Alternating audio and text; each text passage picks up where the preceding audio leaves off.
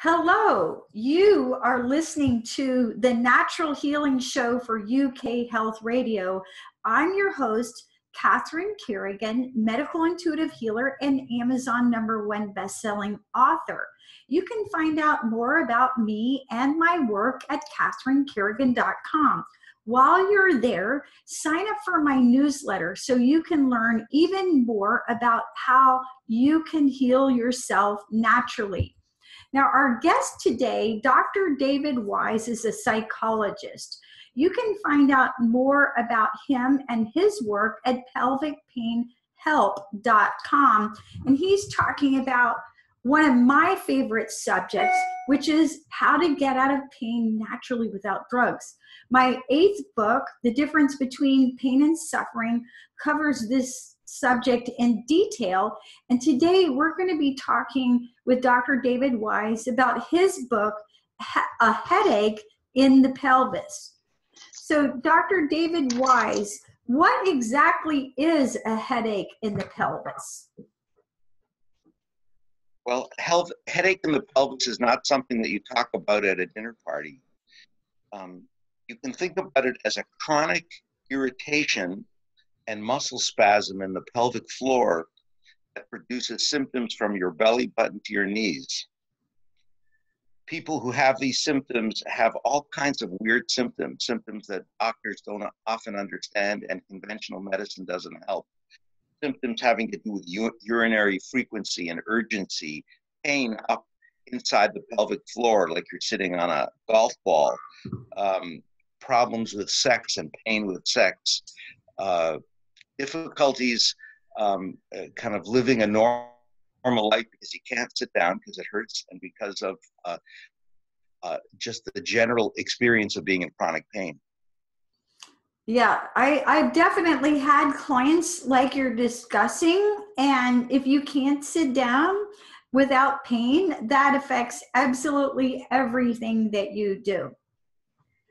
Now, you developed this program with a Stanford University urologist, Rodney Anderson in California, and you yourself are also in California. Yet your program doesn't sound like conventional medical treatment. How did you come to treat patients over at Stanford? Well, I had pelvic pain for 22 years.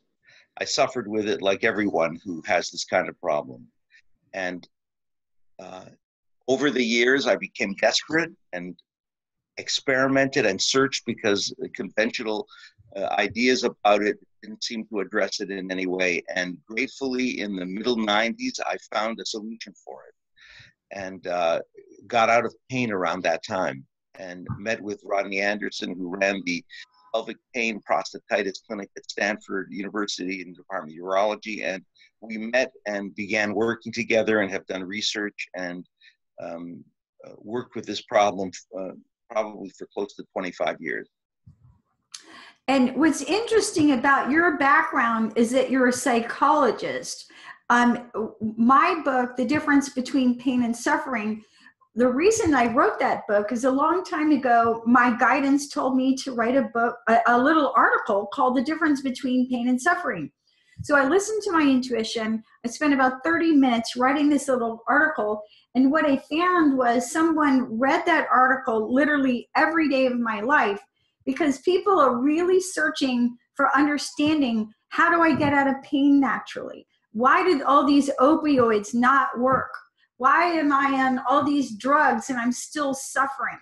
So in my book, I talk about how pain is a physical experience and suffering is the emotional experience. And it's my observation as a medical intuitive healer, I have to work on both the physical pain and the emotional suffering. You have to work on both the emotional aspects and the physical causes in order to completely relieve someone's experience. Now, from your experience treating people with pelvic pain, how many people do you think this problem affects? It's been estimated that 10% of men at some time in their life experience this. 8% of men and 10% of women. Probably conservatively, maybe 300 million people in the world. A lot of folks. A lot of folks. And does this problem of pain in the pelvis affect women more than men, or how does that? Often people are surprised to say that we almost always have more men than women who come to see us. It's not called pelvic pain in men. Typically, it's called prostatitis or chronic pelvic pain syndrome, which turns out to be, if you're thinking about it as a problem of the prostate, which is how it's usually thought about and treated with men, it's actually an incorrect idea, because 90 to 95% of men, for instance, who have pelvic pain, who are diagnosed with prostatitis, have no prostate pathology. In fact, pelvic pain in men and women is a kind of Charlie horse. I don't know whether that's used in Europe, but in America, it's talked about as a Charlie horse, or kind of spasm in your side or in your leg. This is a Charlie horse up the butt. And it's fed by anxiety and protective guarding. And once it gets going, it has a life of its own. It sounds really, really uncomfortable. Now, what are the conventional medical treatments? If anyone in our audience is suffering from pelvic pain and they went to a traditional doctor, what do the traditional doctors usually recommend? Well, with men, this is typically diagnosed as a prostate problem. And men are routinely given, often without any verification of infection, antibiotics to kill the antibiotics, presumably in the prostate gland. In fact, there is no, almost every man we've ever treated, there's never been a prostate infection. So antibiotics are usually what is given, anti-inflammatories, alpha blockers, all of which are not helpful. And then, of course, there are, as you, I'm sure, know, are the pain medications. While the best pain medications are for short-term relief are the Valium, benzodiazepine type of pain medications, and sometimes people are given narcotics, none of this is a viable solution. The pain medications wear off in terms of their efficacy, and often people are having to deal with huge pain and being addicted to pain medication that doesn't help their symptoms. Yeah, I spoke with a client within the past year who had this exact problem, and she was a salesperson who needed to sit down, like many of us to do her job, and instead of sitting, she had to lie down all day to do her job, and she was on multiple pain medications, and she still was really, really suffering. Now, what is the conventional treatment usually recommended for women? Is it just these high doses of pain medications? Well, unfortunately, when the doctor can't seem to figure out the problem, they send you to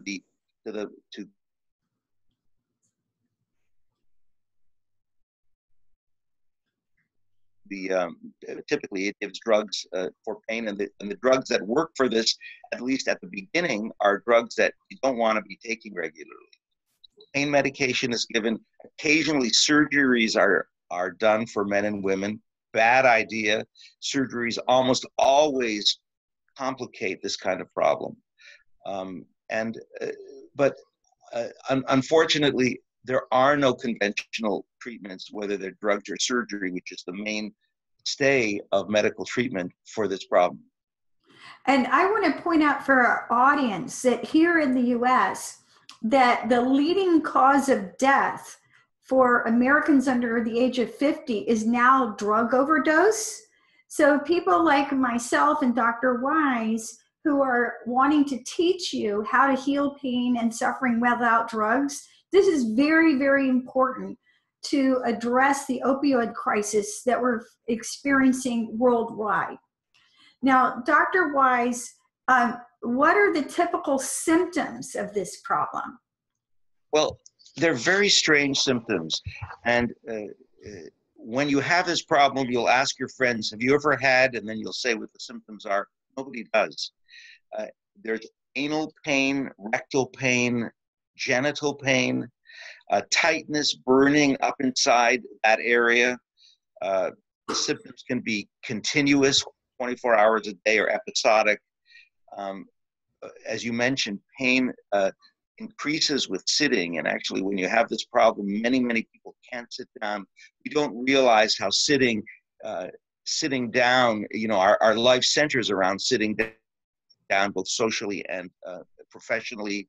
Um, so our social life and our work life is hugely interfered with pain with sitting.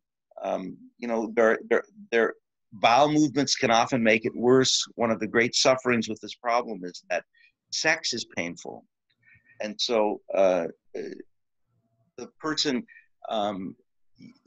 is isolated in all different kinds of ways. Can't talk about it usually to most people, and goes to the doctor. The doctor is not able to help them. It sounds like it's a very embarrassing issue. Oh, and I would say that it is a quality of life killing issue. You can't relax. You can't enjoy the company of your loved ones. You can't work comfortably. It occupies your life all of the time. It's beyond it just being inconvenience. It's often a nightmare and a crisis in someone's life that goes on for years and years. Now, Dr. Wise, who is the typical patient suffering from pelvic pain? Well, it's interesting that this is the disorder of the successful. This is the disorder of the conscientious, higher intelligence, conscientious, caring about the results of what they do, an anxious person. And so lawyers, doctors, money managers, computer programmers, accountants, all get this, have to deal with this disorder. We've treated many, many very, very wealthy people who've done very well in their life, and their suffering comes about often as a result of how conscientious they are. Why? Because they tighten up their pelvis in being conscientious. And over a period of time, it takes its toll, and the pelvic pain doesn't go away. Now, how long have you personally been treating this problem, and what have you learned about it? Well, I had it and dealt with it myself for 22 years. And after I got better, I began treating patients, and we've done it for about 25 years. We've probably treated around 5,000 people who've had lots of experience with it. And I'm sorry, and the rest of your question was? What have you learned about this problem? What have I learned about it? What I've learned is that there are different ways in which people deal with the stresses of life. A little kid who's scared runs behind the leg of its mother and grabs the mother's leg. Well, when we don't have our mother's leg to grab and to hide behind, we tighten up inside. And this is a tightening up of the core of the body. Some people tighten up, I'm sure you know, in the jaw. They get jaw pain, and in the shoulders and neck, and sometimes related to headache. Sometimes people's blood vessels tighten up, and they experience high blood pressure, irritable bowel syndrome, non-cardiac chest pain. There are different kinds of disorders that have to do with the tightening up in and around stress. This is a problem in which, like an animal that pulls its tail between its legs when it's scared, in a certain sense, this is a chronic tail pulled between the legs. And when you pull the tail in between the legs, the pelvic muscles have to tighten up. It's sort of like an ongoing Kegel exercise. If you can imagine doing a Kegel exercise for days and days and weeks and weeks and months without a break, you intuitively know how distressing that would be, how you wouldn't want to do that. Well, that's what pelvic pain is. Now, your book discusses this problem as a psychophysical disorder that is both local and systemic. So can you share with us from your book, A Headache in the Pelvis, how would you describe this? And you already described the energy of the animal tucking the tail between its legs and the chronic sustained Kegel exercise. what else goes along with this as a psychophysical disorder? Well, the muscles in the pelvis is what is the local problem. The muscles in the pelvis tighten up. You can imagine making a fist, for instance, for months and months and months, your muscles in your hands would become very sore. Well, that's what happens inside the pelvis. And once the muscles in the pelvis become sore, there's a peculiar reflex in the pelvis when you have pain up there. There is a guarding against the pain. There's a tightening up against it. So you have tightening up of the muscles in response to stress, and then the tightening up of the muscles irritate the muscles and create more discomfort, and there's a reflex guarding up inside. So to release that guarding is the local problem and the local treatment. You have to do, we do this a protocol called pelvic floor physical therapy, where we actually teach our patients how to put a finger, and then the only FDA approved device, which we developed and teach our patients to use, to stretch the tissue that has become tightened and sore inside the pelvis. This is called pelvic floor physical therapy and pelvic floor myofascial trigger point release. However, the pelvic muscles are tight in the context of a nervous system that's aroused, within the context of anxiety that is typically ongoing. And so to reduce the anxiety that is related to the chronic tightening of the pelvis is essential. You can't just treat the local problem without dealing with the systemic problem or the nervous system arousal that is promoting the chronic guarding in the pelvis. Yeah, so you were basically talking about long-term imbalance in the nervous system, which would lead over time to complete exhaustion. Yes, and pointedly in pelvic pain, it leads to just the feeding of the chronic tightening in the pelvis. When the nervous system can calm down and the pelvic floor is released from its tightness, the pain goes away. And so what we do is in our program, we teach both the local release of the pelvic floor, and we teach our patients how to do this because they're the best able to do this. Like it's, a dental hygienist can floss your teeth, but really we know how to do it the best, and people who have pelvic pain know how to do the release of their pelvic floor when they've been shown how to do it. They know how to do it their best. And then we teach a method called extended paradoxical relaxation, which is a specific method having to do with calming down nervous arousal. It's the essence of meditation that is designed to deal with anxiety and pain in terms of calming down the nervous system. Now, can you, you talk in your book about how God cures and the doctor collects the fee. How do you come to discuss this in a book on treatment of pelvic pain? Well, the famous American Benjamin Franklin said, God heals and the doctor takes the fee. We all know that. That's obvious, right? If the body doesn't heal itself, then all the medicine in the world doesn't work.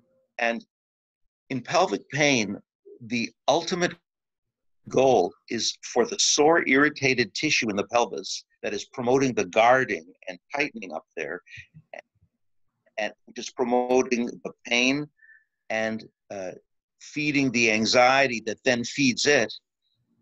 This irritation has to be treated and healed. Now, when you have a sore area of the body, let's say you have a broken bone, you set the broken bone in a cast. But it's not the cast that heals the broken bone. It's the natural healing of the body that allows the bone to heal itself, and the cast is a way of supporting that healing. We don't walk on the broken bone. We don't irritate it or move it. We put it in an environment so that the natural healing that is necessary for the broken bone to heal, we support that with the cast. You have to do the same thing with pelvic pain. You have to release the chronic guarding in the pelvis that gets in the way of the healing of this irritated pelvic tissue, and allow that tissue to calm down, just like any other part of the body that's irritated has to be calmed down and non-irritated in order for it to heal. Now, can you describe, and I want to also jump in here. I would like to hear your protocol, and let's talk about some natural ways that we can deal with pain. But can you describe for us the Wise-Anderson protocol, specifically how it shifts the emphasis of treatment from drugs and surgery to teaching people how to manage their own issues related to pelvic pain? Well, if you think about chronic pelvic pain as a chronic spasm, typically triggered by years of anxiety in the very center of the body, you think about it as a spasm in the center of the body, it turns out just empirically that nobody else other than you can calm down this chronic guarding and this chronic fearful contraction in the center of you. You would think that drugs could do it, right? You think that perhaps there'd be some muscle relaxants that can do it. And Valium type drugs can help for a little while, but then they lose their efficacy if you use them for a long time. So there's no external fix at this time in history for the chronic existential contraction against the stresses of life inside, which is how we look at pelvic floor dysfunction, pelvic floor pain. Yeah. You yourself have to do it. This is an inside job. You have to calm down your own nervous system. You have to release your own tightening up in the very center of you. And in our protocol, that is the, we do a clinic, a 6-day clinic where we teach our patients how to do both the local release of the muscles inside, as I mentioned, with our internal trigger point wand, with our something called our trigger point genie, which is a device that helps release trigger points and areas of restriction outside the body, all of which you use yourself. We train our patients how to do that. And then we train our patients how to take their attention away from the movies that are going on in their head regularly, that feed and promote anxiety and the response in the center of the body to guard. We teach our patients how to calm down their mental activity so that the center of the body can release, the sore tissue can heal, and they can come out of pain. So I'm going to share for our audience, because we're here at the Natural Healing Show. We're all about self-empowerment. And I'm going to talk to our audience now about some suggestions that you can do to help this area. So energetically, this area is referred to as your first chakra. So, and there are some things that you can do in addition to what Dr. Wise is suggesting, which has to do with learning how to relax, learning how to release the tension in the deep area. So in several of my books, I talk about self-healing for the first chakra. Your first chakra is known as the Muladhara chakra or the root chakra. And energetically, this is located between your urethra and your anus. So this is the exact area that Dr. Wise is talking about. Now, this first chakra, this is your foundation. And some of the energetic issues around this have to do with roots, grounding, trust, health, home, family, appropriate boundaries, prosperity, courage, vitality, your self-confidence, your survival, your personal relationship with money, and it's a seat of Kundalini. Now, Dr. Wise, you're a psychologist. What do you see as some of the major emotional issues of people having this issue? Anxiety is the major issue. Fear about survival at some level is really the issue. And that, if I could mention about first chakra in that, as it's described in yoga, is all about survival. It's the fundamental issue in life. The first and second chakras are the source or the anatomical site when the energy is blocked there of the issues having to do with survival. And so one of the problems in calming down the nervous system is, how do you calm down when you're in pain? It's a big issue, and that's why we need to work with and reduce the pain physically. Got to get in. Actually, we go in there. We actually go in with a device, and we go in with a finger, both vaginally and rectally. We teach our patients how to do this, and then our internal trigger point one gets up higher in the first and second chakra, and we actually push on the trigger points, these little knots that form in the inside of the pelvis, to release them. Now, you and I are in agreement in that I feel that in order to release pain and suffering, you have to work both on the physical aspects as well as on the emotional aspects. And when you're taking a truly holistic approach, that's when you're going to get relief. But back to the emotional issues, because you had mentioned that many of the people who get this syndrome, the headache in the pelvis, are actually quite successful.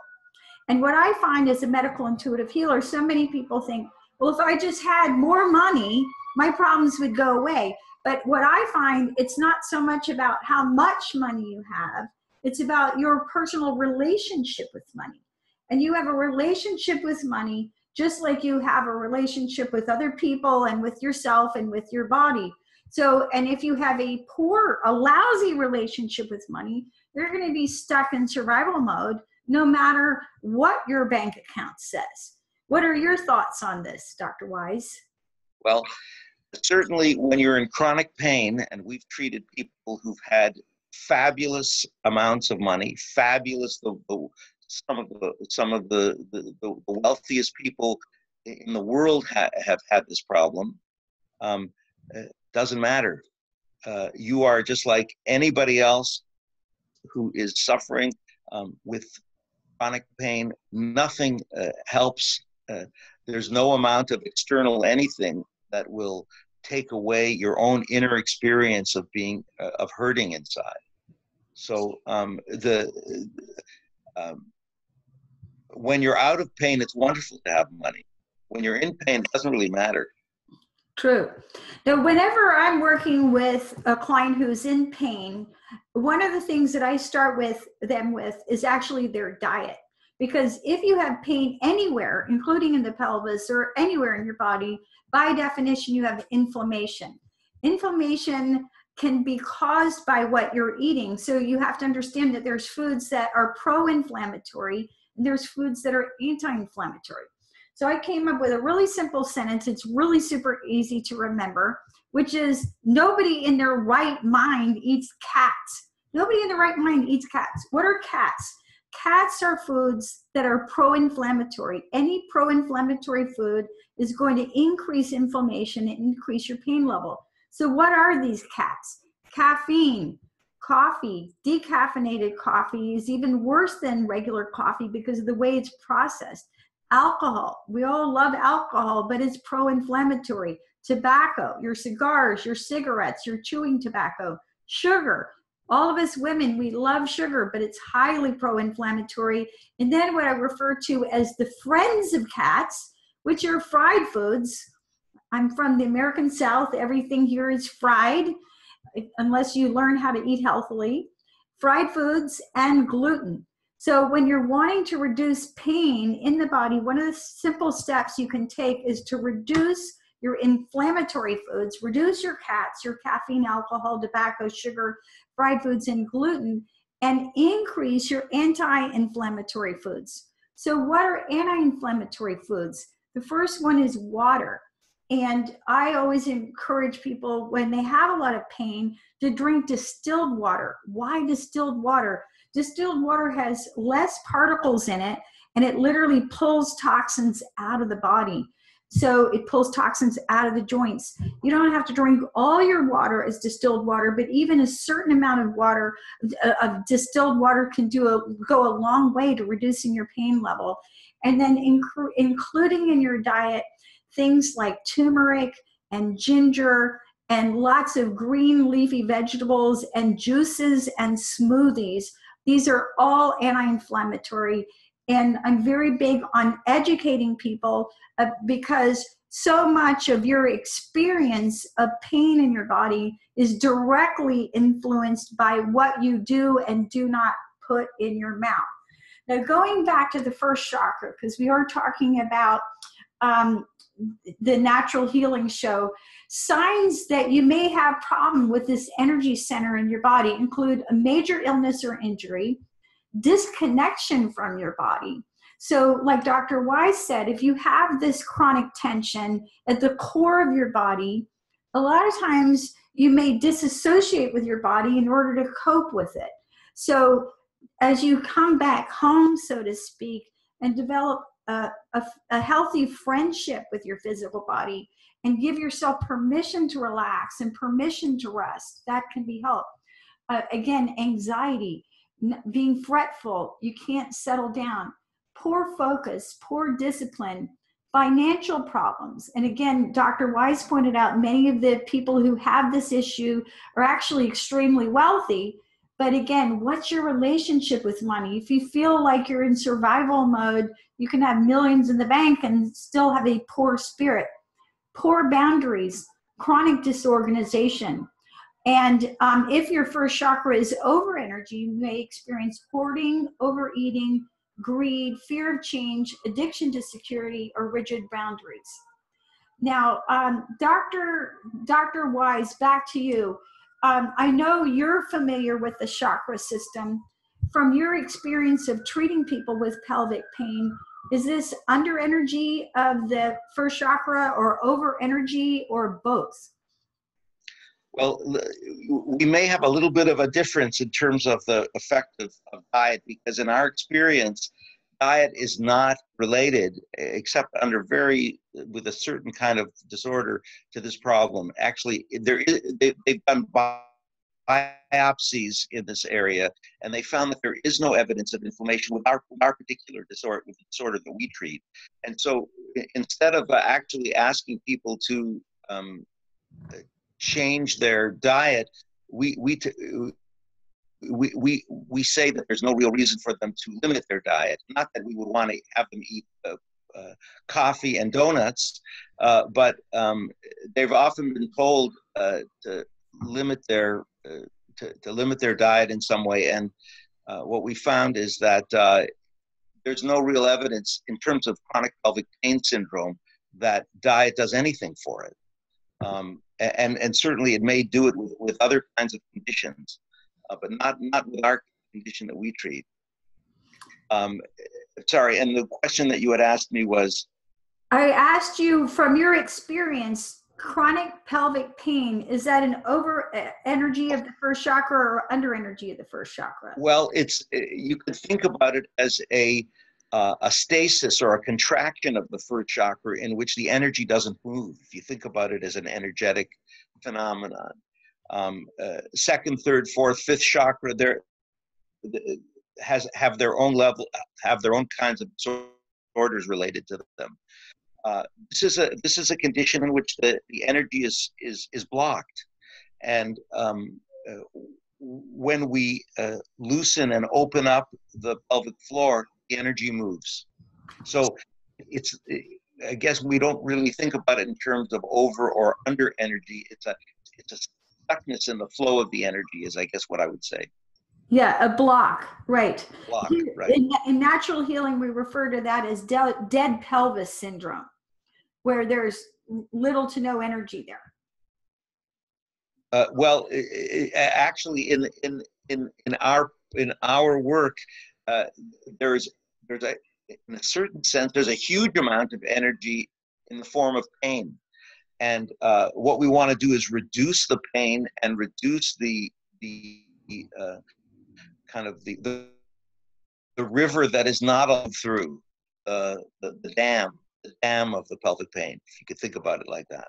So the energy's blocked. So yes. And it takes a lot of energy to like hold things in, right? Right. You know, you're a psychologist. It takes a lot of energy to suppress or repress your feelings. Yes. Well, by the way, I work in a team where we have Dr. Anderson is a urologist and we have a physical therapist. So we have a team that runs the gamut of physical and the psychological behavioral. The way to share that. Yeah. So are there any particular yoga exercises that you recommend for your clients with pelvic pain? Well, we do. We do.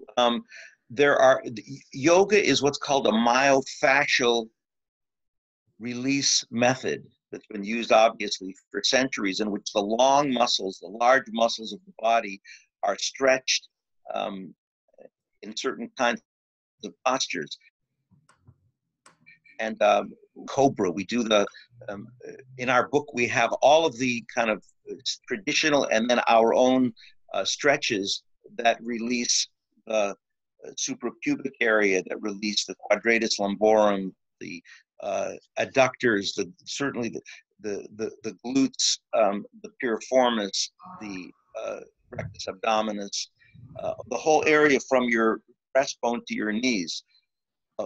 What we do that's absolutely essential, and unfortunately is not, yoga just hasn't had the technology to understand this, is that within muscles that are tight, there are these knots that form called trigger points.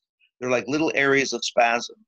And you can do a yoga stretch and the trigger point will not release. And you have to actually specifically get to the trigger point and press on it in a certain way. That's what our internal trigger point wand does. And what our instruction for patients to do it physically with their finger, or with our new and amazing trigger point genie, which does an external trigger point release, helps people do external trigger point release. So it's micro yoga in the form of trigger point release, and traditional yoga, which stretches the muscles related from the knees to the breastbone. So I want to make a comment. After teaching yoga now for 23 years, it's my experience that what happens for a lot of people is they don't hold the yoga poses long enough. In order to make a change in the connective tissue. So Dr. Wise talked about these trigger points. So it's important to understand, if you ever experience an injury, anything that affects your muscles or the fascia or any connective tissue in your body, you want to do body work immediately, because for the first 6 months, that connective tissue stays somewhat soft and malleable. When you've had a chronic condition, like a headache in the pelvis, like Dr. Wise is talking about, that connective tissue has literally hardened up. And in order to shift that, you have to hold the poses the yoga poses for 60 seconds or longer in order to make a change. That's right. That's right.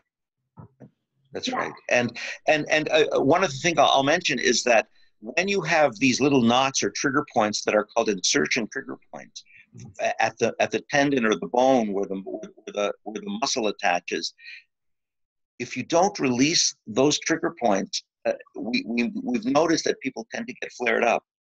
So the trigger point, we teach people trigger point release and ask them to do it prior to doing the yogic stretch, the stretching of the muscle. Yeah, and for our audience, I just want to share for your information some of the yoga poses that are traditionally used to balance your first chakra. So first of all your standing poses.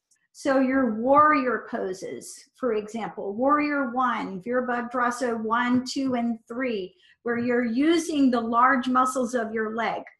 Frog, butterfly, pelvic lifts, bridge, knee to chest, head to knee, seated boat, tortoise, eagle, and lotus. And these are all yoga poses that are going to help balance the energy in your first chakra, first of all, from an energetic point of view, and secondly, work on the muscles that surround your pelvis. But as Dr. and I Wise both agree, in order to make a change, when you really want to change the connective tissue and change the muscle, the length tension in the muscles there, you can't just hold those poses for 5 breaths. You actually have to hold it for a minute or even longer in order to make a change. Yes, we agree. We agree with you. I agree with you. Yeah. We talk to people between 30 and 90 seconds is what we suggest are between 10 and 22 breaths for normal people breathing. That's really good information. Now, some other things that you can do to heal the wounds of your first chakra, one of the things that you can do is actually use affirmations. So some affirmations that help to support your chakra, your first chakra. I have a right to be here. So you have a right to be alive, to be in your body in this lifetime. I am safe. I feel safe. So when we feel safe, that helps us to release tension and to release that guarding that Dr. Wise is talking about. I love my body and trust its wisdom. I live a life of abundance. I choose to be here in this body in this lifetime. I love my life. I'm meaningfully connected to my family. I draw on my family for love and support. And I just want to make a comment also that your family issues are, are your relationship with your tribe is expressed in your first chakra. So having that loving relationship with a family and healing your family relationship is very important for healing the first chakra. I draw on my family for love and support. I honor my connection to my tribe and transcend them. I have plenty of money now. I nurture my connection with nature. So Dr. Wise, do you have any affirmations that you would recommend for people who have a headache in their pelvis? We normally, that's not a kind of intervention that we normally use. One of the great sufferings of people who have pelvic pain is that they do what's called catastrophizing, which is they see no solution to the problem. They don't see a way in which they can live with the problem and live in a state of great fear and angst. And releasing from catastrophic thinking is a huge help in calming down nervous arousal and releasing yourself from the biggest suffering. It's really the biggest suffering with pelvic pain is the feeling I've lost, I'm never going to get better, and what's going to ever happen to me. That's really what biggest suffering people go through. So in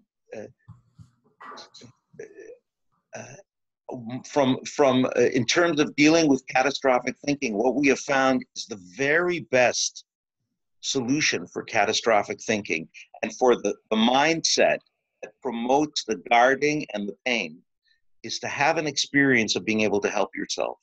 So for instance, if you're able to do, and this is what our whole program is about teaching people how to release the tissue in the pelvis from its chronic guarding, calm the nervous system down, and you find after a certain hour, for instance, of working with yourself, that your pain has gone from a level of 7 on a scale of 0 to 10 to 1. That's the biggest affirmation. That's the sense of all of the catastrophic thinking disappears.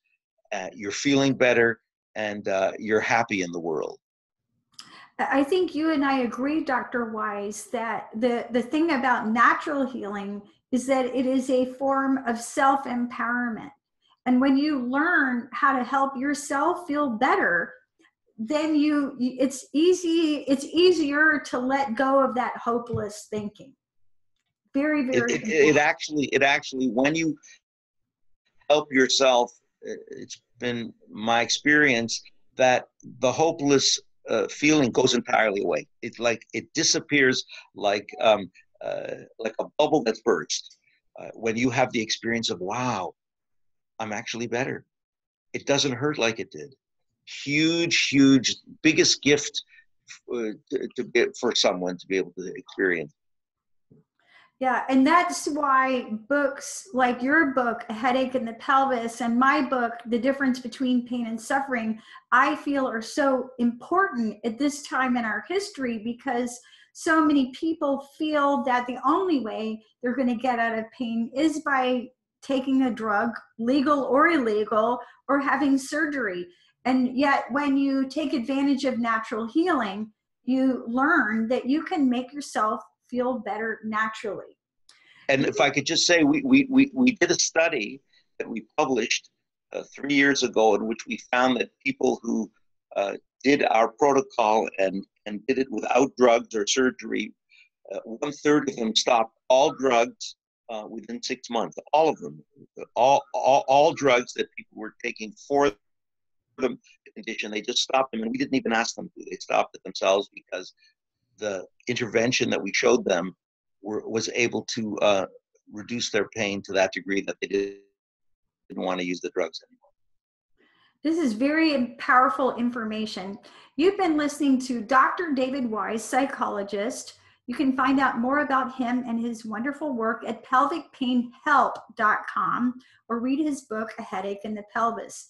This is Catherine Kerrigan, host of the Natural Healing Show, medical intuitive healer and Amazon #1 best-selling author. You can read my book, The Difference Between Pain and Suffering, and learn. In the back of it, I've got 41 yoga exercises specifically designed to help you get out of pain naturally. Find out more about me and my work at catherinekerrigan.com. While you're there, sign up for my newsletter so that you can learn how to heal yourself naturally. And remember, when you empower yourself with accurate information about how you can take charge of your health, you let go of the hopelessness, get out of pain and suffering, and feel better without drugs. Thank you so much for listening, and we'll see you next time.